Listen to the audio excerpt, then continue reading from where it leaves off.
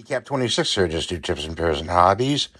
Welcome to my channel, friends, and got the glow-in-the-dark model here of Vampirella, and you could do this just glow-in-the-dark. You could also do half her body natural color, half glow-in-the-dark, and I'm going to do it in my own way, close to what somebody else did. Sells his models because I really like the way his came out.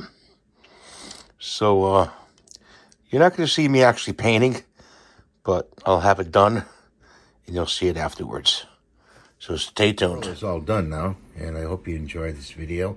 I know it was a short video. I got the bats on there. See the bats right there, and down RIP, rest in peace. I did in glow-in-the-dark powder with some mix of glue. And I left the base black. I like the base the way it came stock. And there's the colors I used right there. So, thanks for watching. Have a great day. We'll see you in the next video. Bye for now.